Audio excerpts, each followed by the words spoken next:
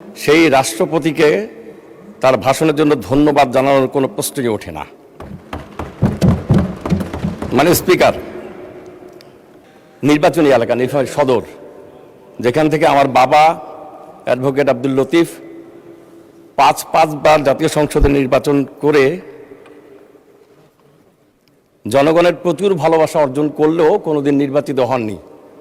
সেই এলাকা আমাকে নির্বাচিত করে তাদের পক্ষে কথা বলার সুযোগ করে দিয়েছেন। আলহামদুলিল্লাহ রাব্বিল আলামিন, আসসালাতু ওয়াসসালামু আলা সাইয়্যিদিল মুরসালিন ওয়া আলা আলিহি ওয়া সাহবিহি আজমাইন। আউযু বিল্লাহি মিনাশ শাইতানির রাজিম, বিসমিল্লাহির রহমানির রহিম। মাননীয় স্পিকার, মাননীয় সংসদ নেতা এবং মাননীয় বিরোধী নেতা সহ মাননীয় সংসদ সদস্যকে সবাইকে আমার আন্তরিক শুভেচ্ছা। আসসালামু আলাইকুম ওয়া রাহমাতুল্লাহ। মাননীয় স্পিকার, আমি বিরোধী দলীয় সদস্য হওয়ার কারণে মাননীয় স্পিকারের বাম দিকে বসেছি। আবার বিরোধী দলের ভিতরে আমি বিরোধী দল একদম সর্ববামে, যে কারণে মাননীয় স্পিকারের দৃষ্টি আকর্ষণ করা আমার জন্য অত্যন্ত কঠিন। মাননীয় স্পিকারের কৃপা কামনা করছি সব সময়ের জন্য। আপনার নাম তো ঘোষণা করা হয়েছে ইতিমধ্যে, আলহামদুলিল্লাহ। অতএব সংসদের অ্যাটেনশন আপনার প্রতি আছে। ধন্যবাদ। বহুবার বক্তব্য অব্যাহত রাখুন দয়া করে। সেই প্রশ্নের প্রেক্ষিতে মাননীয় স্পিকারের কোনো দৃষ্টি আকর্ষণ করার সুযোগ হয়নি, এই কারণে কথাটা বললাম। থ্যাংক ইউ মাননীয় স্পিকার। মাননীয় স্পিকার, আমি প্রথমেই আমার নির্বাচনী এলাকা নীলফামারী সদর, যেখান থেকে আমার বাবা অ্যাডভোকেট আব্দুল লতিফ পাঁচবার জাতীয় সংসদে নির্বাচন করে জনগণের প্রচুর ভালোবাসা অর্জন করলেও কোনোদিন নির্বাচিত হননি। সেই এলাকা আমাকে নির্বাচিত করে তাদের পক্ষে কথা বলার সুযোগ করে দিয়েছেন। এজন্য আমি আমার নির্বাচনী এলাকার জনগণকে আন্তরিক কৃতজ্ঞতা এবং মোবারকবাদ জানাই এবং ভবিষ্যতে ভালোভাবে পথ চলার জন্য দোয়া চাই। মানে স্পিকার, আমরা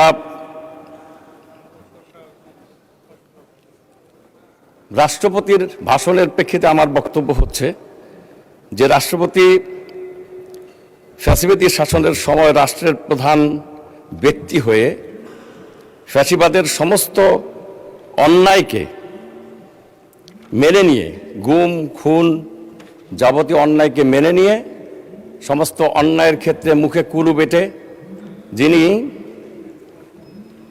রাষ্ট্রের প্রধান হয়েও কোনো কথা বলেননি, সেই রাষ্ট্রপতিকে তার ভাষণের জন্য ধন্যবাদ জানানোর কোনো প্রশ্নই ওঠে না। মানে স্পিকার, আমরা লক্ষ্য করেছি তেল নিয়ে একটি মন্তব্য করার কারণে ফ্যাসিবাদী কায়দায় জামাত ইসলামের একজন মহিলা কর্মীকে আটক করা হয়েছিল। জনগণের চাপে তাকে মুক্ত করা হলেও এর মাধ্যমে ফ্যাসিবাদী চরিত্রের বহিঃপ্রকাশ ঘটছে কিনা দেশবাসী প্রত্যক্ষ করছে। মানে স্পিকার, বিচার বিভাগের স্বাধীনতার প্রশ্নে জুলাই সনদে যে বক্তব্য প্রদান করা হয়েছে, সেই বক্তব্যের প্রেক্ষিতে বিচার বিভাগকে পৃথক সচিবালয়ের মাধ্যমে পৃথক করার জন্য বিচার বিভাগীয় কর্মকর্তাগণ যখন তাদের মত প্রকাশ করেন, তাদের বিরুদ্ধে 28 জন বিচার বিভাগীয় কর্মকর্তার বিরুদ্ধে শোকজ করা হয়েছে, যা অত্যন্ত নিন্দনীয়। মানে স্পিকার, আমি জুলাই সনদের অক্ষরে অক্ষরে পালনকারী দলের প্রতি আমার বক্তব্য যে জুলাই সনদে বারবার করে সংস্কারের প্রশ্ন উঠে এসেছে, সেই জুলাই সনদকে সংস্কারের মাধ্যমে পরিপূর্ণভাবে বাস্তবায়ন করবেন এই আশাবাদ ব্যক্ত করছি। মানে স্পিকার, আমি নীলফামারী সদরের একজন প্রতিনিধি হিসাবে নীলফামারী সদরের সমস্যা সম্পর্কে আমার বক্তব্য পেশ করতে চাই। নীলফামারীতে একটি ইপিজেড রয়েছে যেটি অপূর্ণাঙ্গ, কোনো রেল যোগাযোগ নেই, কোনো কন্টেইনার টার্মিনাল নেই। 160 একর জমি অধিগ্রহণ করা হলেও এখনো পর্যন্ত এই জমিতে কোনো ইন্ডাস্ট্রি বাস্তবায়ন করা হয়নি। আমি সংশ্লিষ্ট মাননীয় মন্ত্রীর দৃষ্টি আকর্ষণ করছি। নীলফামারীতে একটি মেডিকেল কলেজ হয়েছে, যে মেডিকেল কলেজটি অপূর্ণাঙ্গ।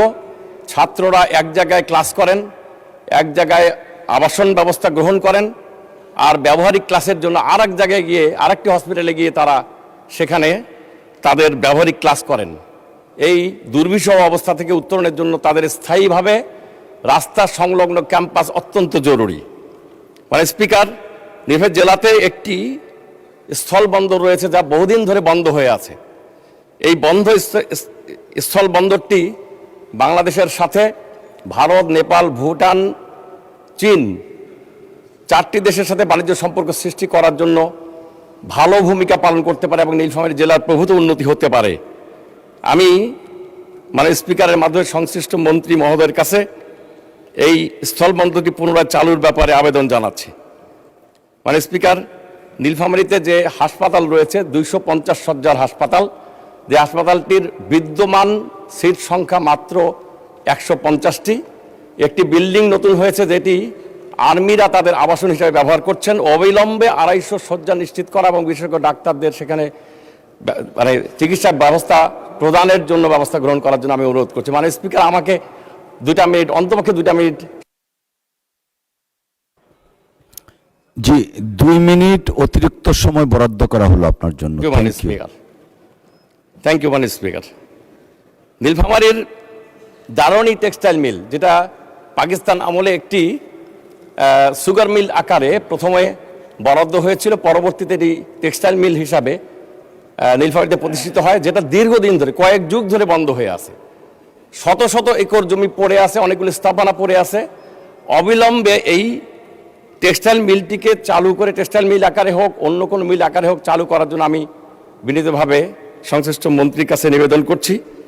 নীলফামারী শহরের পশ্চিম পূর্ব দিক দিয়ে একটি খাল রয়েছে, বামনডাঙ্গা খাল, যে খালটি খনন কার্য শুরু করা হলো, পরবর্তীতে এটা সম্পন্ন করা হয়নি। এই খালটি যথাযথভাবে খনন করা সম্ভব হলে এই খালে একদিকে নীলফামারী শহরের পানি নিষ্কাশন ব্যবস্থার উন্নতি হবে, আর একদিকে এই খালের 2 ধারে রাস্তা পাকা করে মানুষের বেড়ানোর সুযোগ করা যাবে এবং একই সঙ্গে পথচারীদের পথ চলার সুযোগ সৃষ্টি করা যাবে, সৌন্দর্য বর্ধনের ব্যবস্থা হবে। আমি সংশ্লিষ্ট মাননীয় মন্ত্রীর দৃষ্টি আকর্ষণ করছি। এরপরে নীলফামারীতে কারিগরি শিক্ষা প্রতিষ্ঠানের যথেষ্ট অভাব। একটি পলিটেকনিক ইনস্টিটিউট প্রতিষ্ঠা করার কাজ শুরু হলো, দ্রুত এটি সম্পন্ন করা দরকার এবং এর মাধ্যমে কারিগরি শিক্ষায় আরও নতুন শিক্ষা প্রতিষ্ঠান যোগ করে কারিগরি শিক্ষার উন্নতি করা দরকার। নীলফামারী জেলা আইনজীবী সমিতির সভাপতি হিসাবে এবং একজন আইনজীবী হিসাবে আমি নীলফামারী জেলা আইনজীবী সমিতির জন্য আইন মন্ত্রণালয়ের বরাবরে 20 শতক জমি ইতিপূর্বে দেওয়া হয়েছিল, যে জমিটি নীলফামারী যে সংশ্লিষ্ট রাস্তার প্রধান সড়কের সংলগ্ন না হয়, পিছনে হয়, এই জমিটি প্রধান সড়ক সংলগ্ন করে দেওয়ার জন্য সংশ্লিষ্ট মাননীয় মন্ত্রীর দৃষ্টি কামনা করছি।